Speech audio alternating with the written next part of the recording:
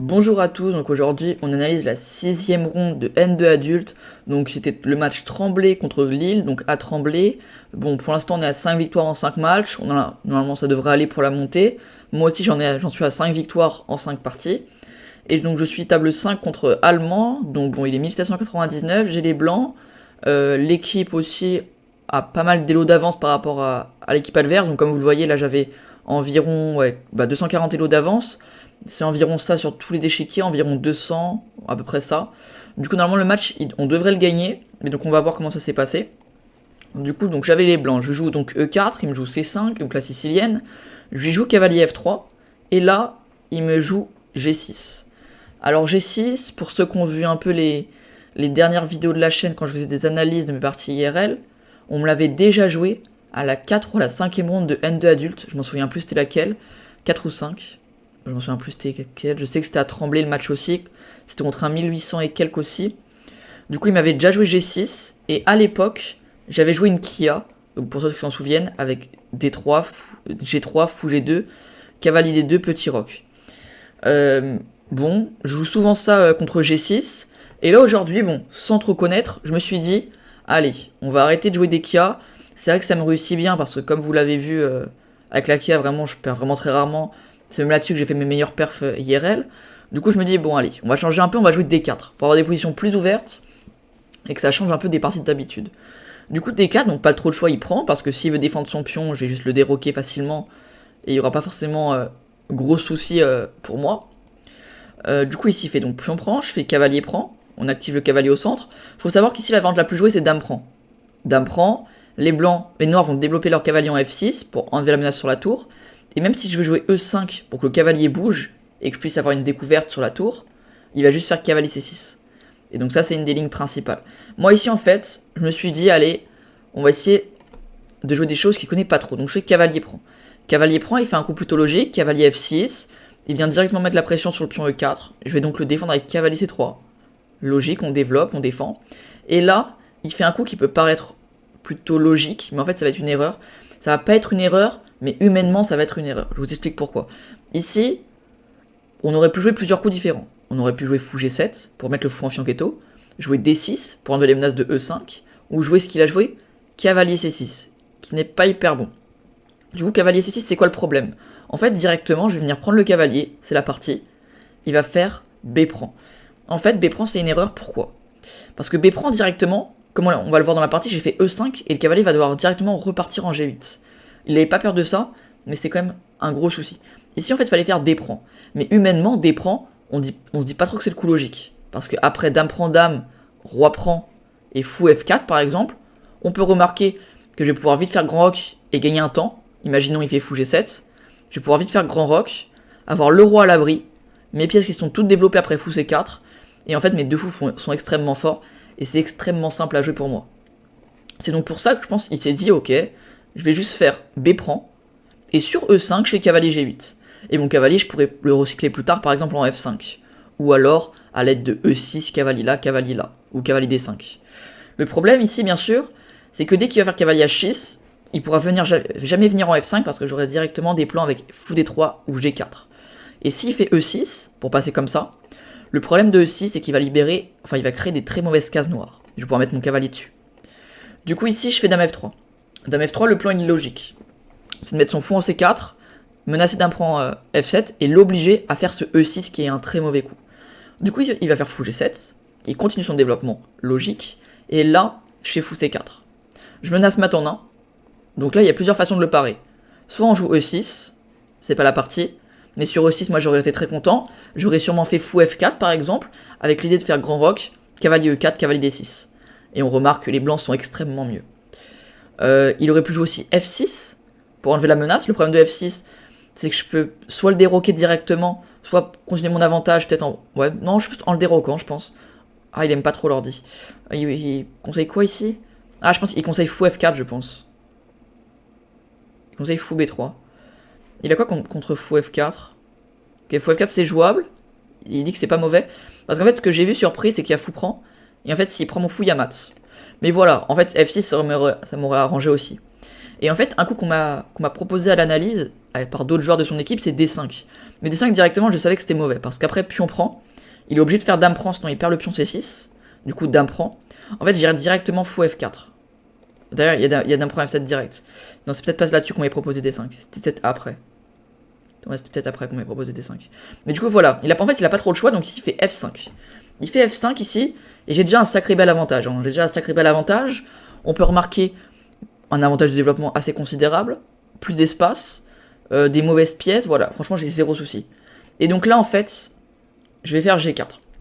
Je vais faire G4. J'hésitais tout simplement à faire le coup logique qui est fou F4, qui est d'ailleurs le meilleur coup. On verra après l'analyse pourquoi c'est le meilleur. Enfin, pourquoi l'ordi considère que c'est le meilleur coup. Mais en fait, tout simplement, fou F4, je viens défendre mon pion, et je vais pouvoir faire grand roc et tour E1. J'active toutes mes pièces, et je suis très bien. Moi, en fait, directement, j'ai vu qu'il avait un retard de développement et un problème sur la case F7, donc j'ai directement fait G4, qui est d'ailleurs, on le verra là, au bilan de partie, c'est ma seule erreur de la partie. C'est ma seule erreur de la partie, sinon j'ai fait que les meilleurs coups de l'ordi, sauf 2 coups, j'ai fait le deuxième meilleur coup. Donc c'était une partie assez cool. Du coup G4, ok, l'ordi mais que c'est une erreur en fait. Le coup, après qu'on l'a analysé, je lui ai dit directement que je pensais que dame A5, j'étais pas hyper à l'aise. Dame A5, j'étais pas hyper à l'aise, parce qu'en fait il menace dame prend E5. D'ailleurs faut savoir que surprise, je faisais juste pion prend F5, et en fait s'il prend je le mate, et donc il peut pas reprendre, du coup je vais gagner un pion. Enfin je vais gagner un pion. Il va y avoir des soucis, sur la case F7. Du coup il peut pas jouer fou prend. S'il fait pion prend, je le mate en 1. Et donc s'il fait E6, c'est la partie, on verra ça après. Du coup ici il a pas fait dame A5, mais pour moi c'était le meilleur coup. En fait dame A5, je me disais, il va pouvoir reprendre le pion avec la dame, et j'étais un peu en sueur. Ok, moi honnêtement j'avais pas vu E6, j'avais calculé G prend F5. Et je m'étais dit ok, dame prend E5, on fait un petit fou E3, il reprend le pion en F5, voilà. On arrive là-dedans, et en fait je vois pas où j'ai des soucis quoi. Il va devoir jouer roi F8, c'est vrai que j'ai un pion de moins, mais on peut remarquer quand même énorme avantage de développement, et c'est assez facile pour moi de jouer en fait, avec la paire de fous, etc. Du coup je me suis dit, au pire, en fait dame A5 je l'ai vu après que j'ai joué le coup. Je me suis dit, ok, au pire, s'il voit dame A5, je rentre là-dedans et il n'y a pas trop de soucis quoi. C'est une partie. Sauf qu'il a pas vu dame A5, qui était pas non plus hyper facile à voir, mais ok, c'était trouvable. Du coup ici il me joue E6. E6 qui est clairement un blunder. E6, il va me laisser la case D6. On peut se dire, ok, il te laisse la case D6, mais tu peux jamais y aller, parce que le pion contrôle. Mais en fait, cavalier E4, s'il prend, il y a mat en 1. Donc je suis pas allé directement en E4, j'ai préféré prendre mon temps en jouant le coup pion prend. Surtout qu'après pion prend, en fait, je l'oblige à faire E prend, parce que sur G prend, il y a bien sûr dame H5, et là il commence à prendre un peu cher. Du coup, ici, il fait E prend. Il fait E prend. Grosse diagonale pour le fou. Un pion D7 qui va rester arriéré toute la partie. Bref, que des soucis. Donc ici je fais fou F4, je viens défendre le pion E5 qui est en l'air. Il fait cavalier E7 pour essayer de se développer. Et là, tout simplement, je fais grand roc. Et à partir de là, je me dis c'est bon la partie, je vais la gagner normalement facilement. Pourquoi? J'ai mon roi à l'abri pendant qu'il a le roi au centre. Ma paire de fous active développée pendant que sa paire de fous est inactive et pas développée. J'ai une pièce, mon dernier cavalier qui est développé pendant que le sien, on sait pas trop ce qu'il fait en E7. Madame qui est idéalement passée, et mes 2 tours qui vont être sur les 2 colonnes pendant que ces tours n'ont toujours pas bougé. Avec un pion D7 arriéré, un pion E5 qui prend de l'espace, il a aucun coup. Son cavalier n'a que la case G8. Ce fou-là n'a que la case F8. Ce fou-là n'a que la case B7. Cette tour-là n'a que la case B8. Cette tour-là que ça. En fait, ces pièces ne peuvent pas bouger. Il a pas d'idée. Il a aucun coup à faire. Du coup, il fait dame A5 ici. Il essaie de créer quelque chose. Donc, du coup, je fais tour H1. Je développe ma dernière pièce avant d'essayer d'attaquer. Il fait donc dame B4. Attaque le fou. Je recule avec mon fou en B3. Et il me fait A5. A5, je vais tout simplement faire A3. A3 avec une petite tactique assez drôle en fait. Parce que sur A3, ce qui se passe, s'il fait dame C5, je vais lui mettre fou E3. Et sur dame prend E5, on a fou D4. Et il perd du matériel. Et en fait, c'est pour ça qu'ici, il peut pas faire dame C5. Parce que la dame est enfermée ici.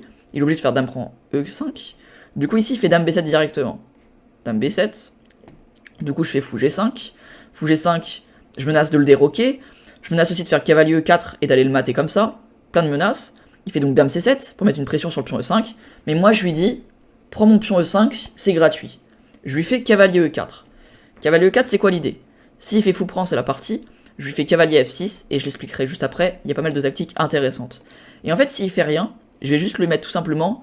Il y a plein de tactiques différentes. Hein. Franchement, il y a plein d'idées. Il y a ça, il y a ça. Il y a Et en fait, tout marche. Imaginons il fait un coup d'attente comme ça. Un coup vraiment banal. Je pense que je joue cavalier F6. Cavalier F6. S'il prend, je reprends et il perd le cavalier E7. S'il fait roi F8. Roi F8, qu'est-ce que je peux créer? En fait, tout gagne en fait. Si je vais juste à placer mes pièces, quoi. Vraiment, il n'y a pas grand chose à. Ok, il me dit juste dame C3 pour peut-être faire dame. Ouais, pour faire dame C4 et dame F7 mat. Vraiment, là, ici, c'est fini. Vraiment, il bouge plus d'une pièce.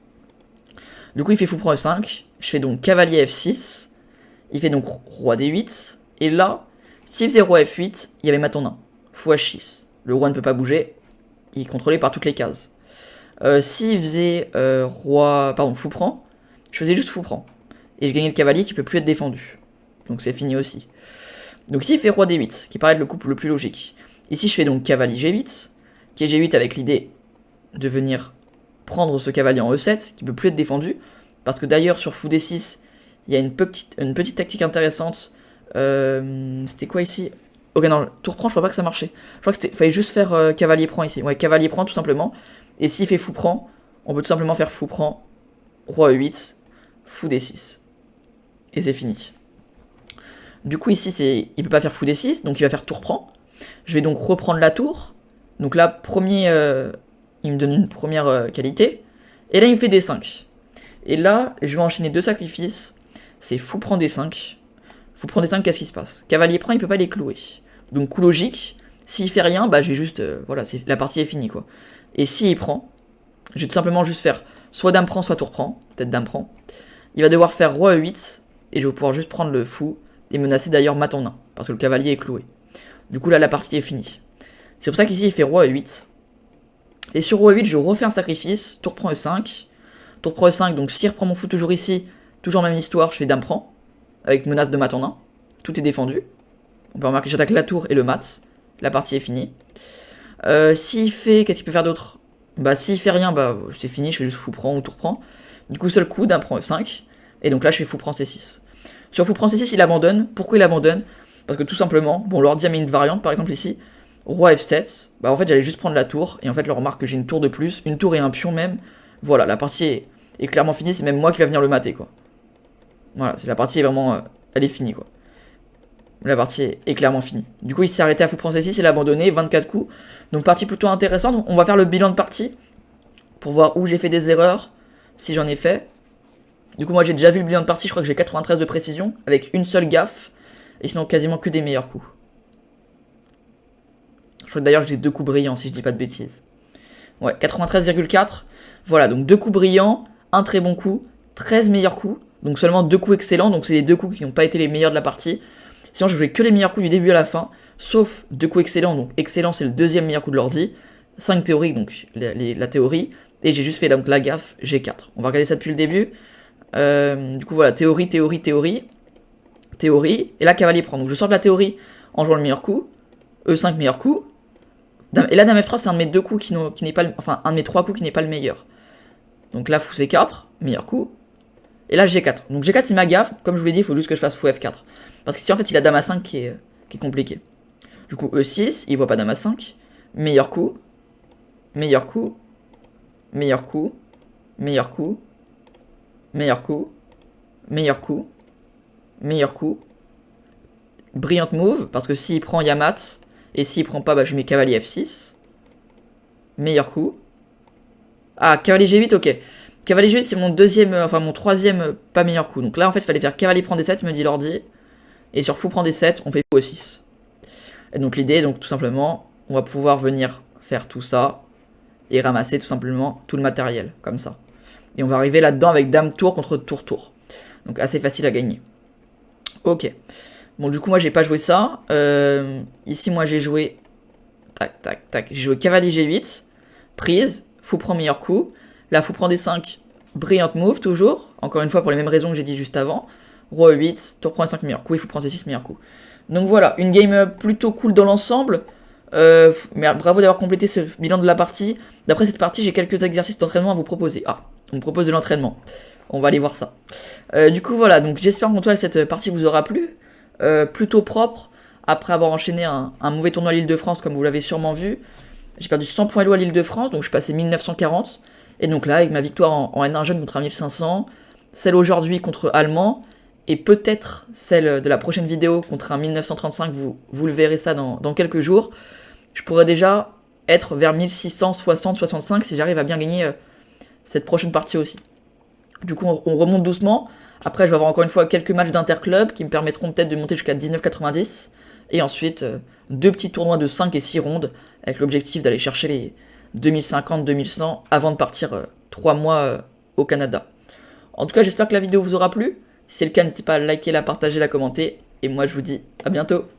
Ciao.